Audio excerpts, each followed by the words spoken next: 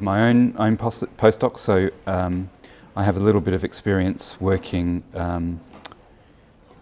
individually with PhD students and postdocs on career development, and this is something that interests me in general terms, but also I think it's a really important part of these fellowship applications is to think about how you're going to use the fellowship application to develop your career.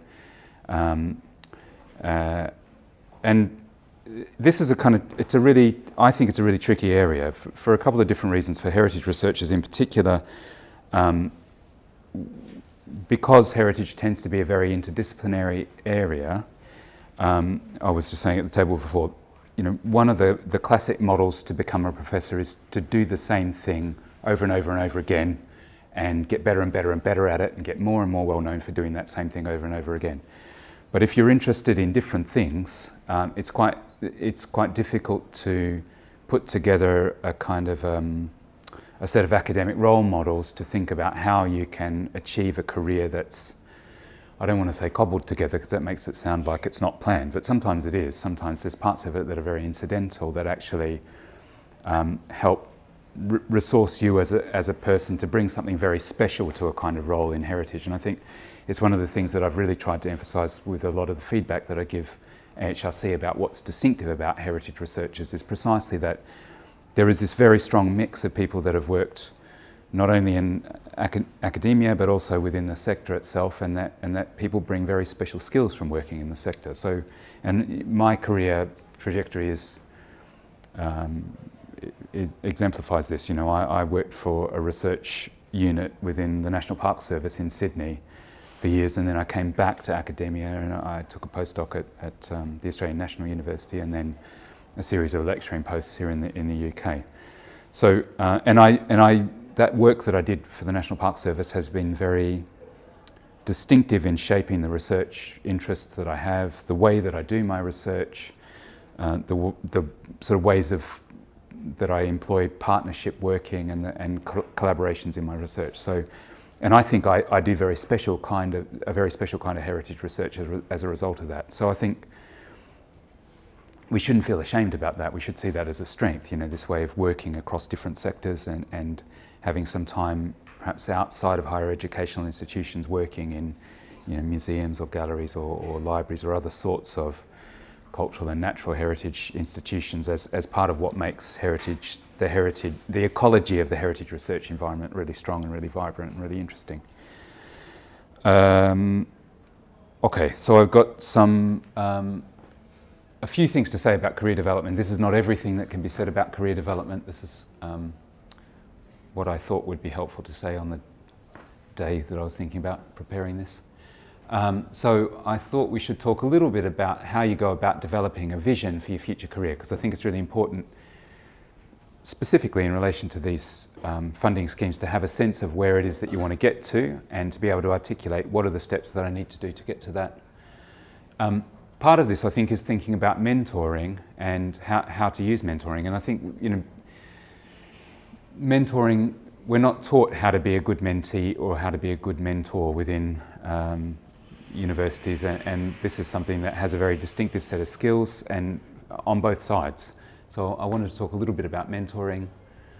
I wanted to talk about some of the kind of more formal ways that you can look at evaluating where you are as a researcher now and what you need to do to get to the next step. So thinking about promotion criteria as one of the quite individual ways that each of our institutions have to reward progress, and thinking about using those as a way of mapping,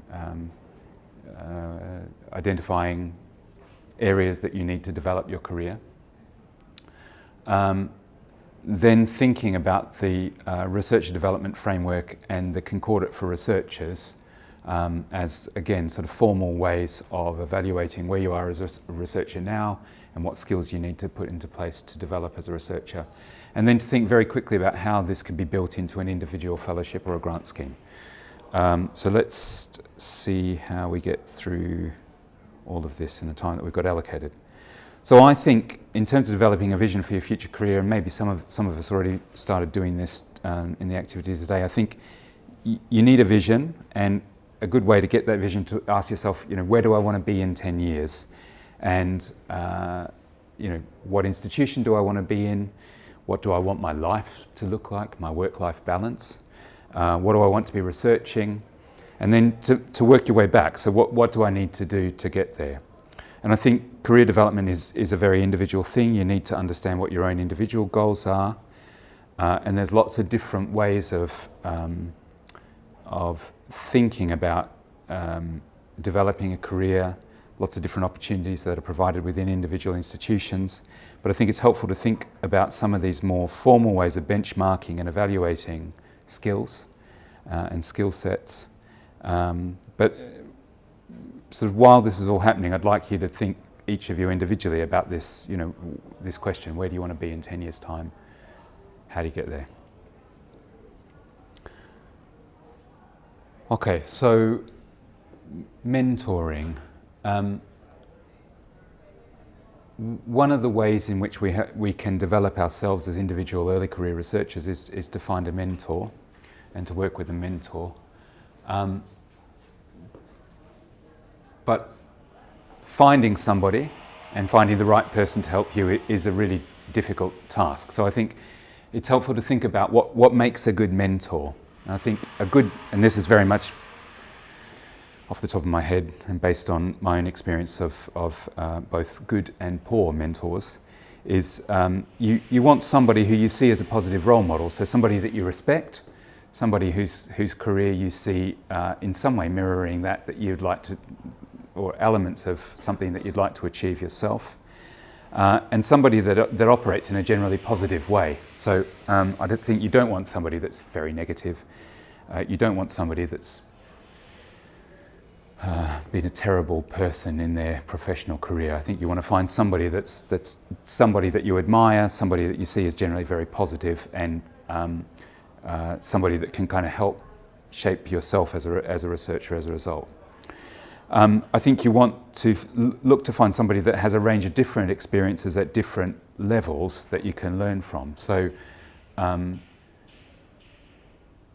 I wouldn't suggest that you choose somebody that's had what appears to be the easiest career, because they probably won't have very good insights into how to deal with difficulties when you bump into them along the way, which invariably you will do. So I think, particularly for heritage research, it's good to find somebody that's had a kind of a very mixed academic career to work with.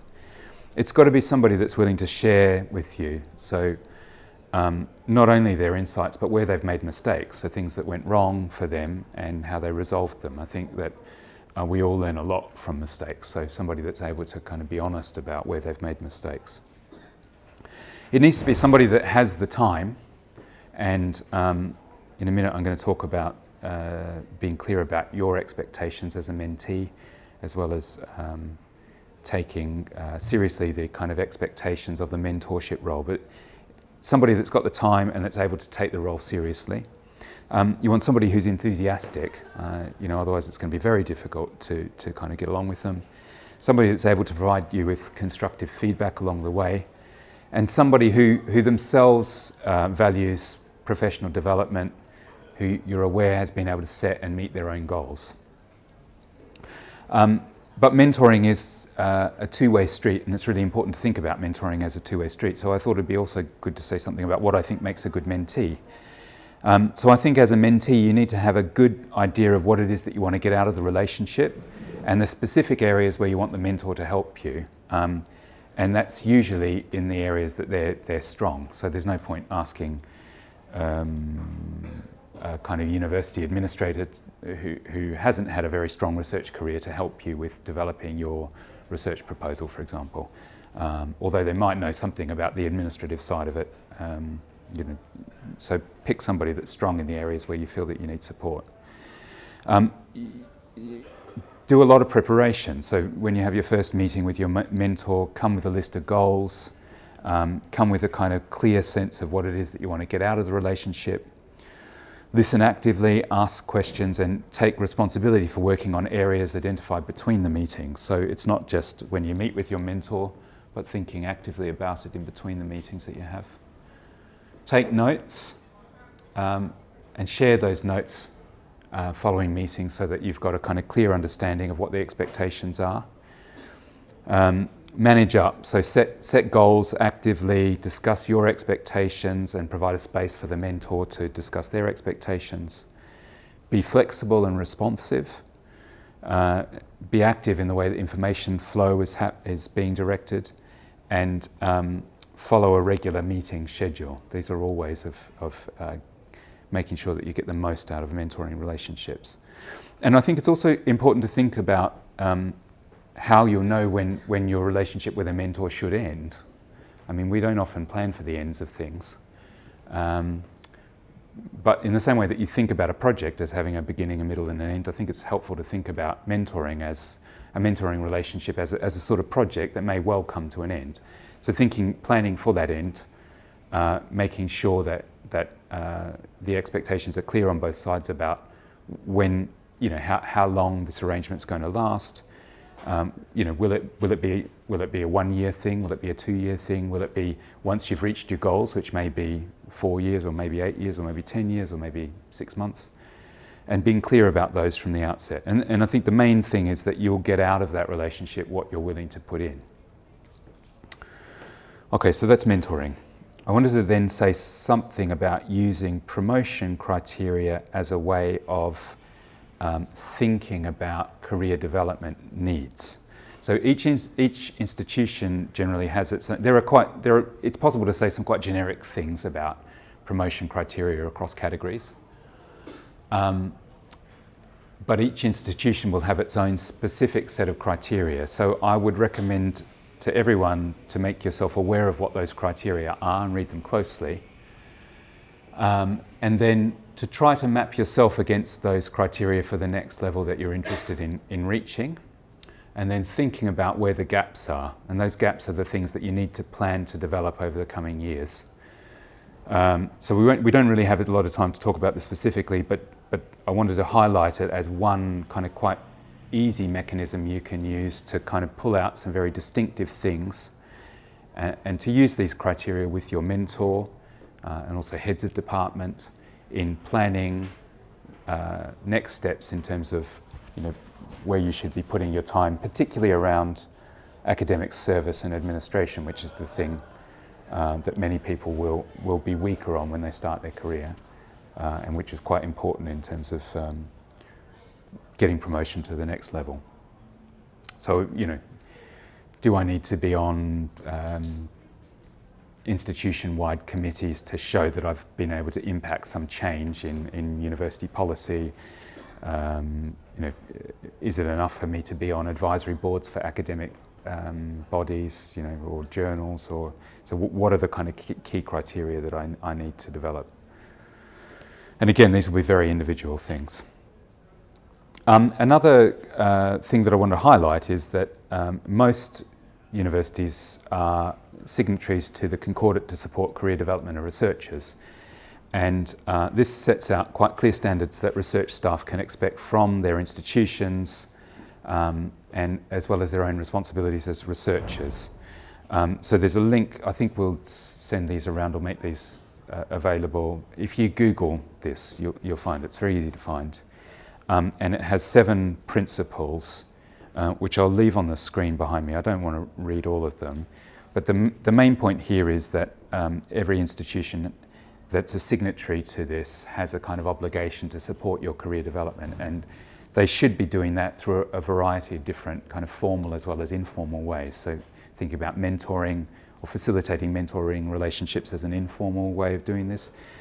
But career development training, workshops on project management, on research grant development, these are all more formal ways that different institutions can support you as a researcher. So do seek them out and do use them. The other thing is that there is this thing called the Vitae Researcher Development Framework. So Vitae is this organisation that lead on developing the Concordat and various aspects and things that relate to the Concordat for the research councils. The other thing I should say is I think this is all under review at the moment, isn't it? Do you know much about it, Jo? Concordat is. Yeah. research and development framework is changing anytime soon. Yeah. Although if there are recommendations from the Concordant review that Resh suggested should, then yeah. Okay, so the research and development framework is a kind of way of benchmarking yourself as a researcher, and then thinking about the sort of skills, the generic skills that one needs to reach the sort of next level as a researcher. And it's broken down into these kind of 4 broad domains with different kind of subsets around each. So the kind of broad ones are knowledge and intellectual abilities, personal effectiveness, research governance and organisation, and engagement, influence and impact.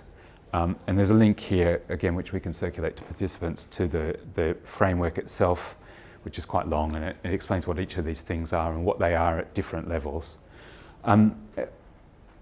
We've used this sort of fairly formally and informally at different times with different groups of postdoctoral researchers.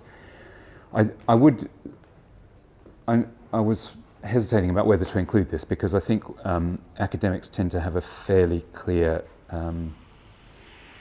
sense of imposter syndrome, and there is a way in which this can just exacerbate that and focus one on what one isn't instead of focusing on the skills that you already have.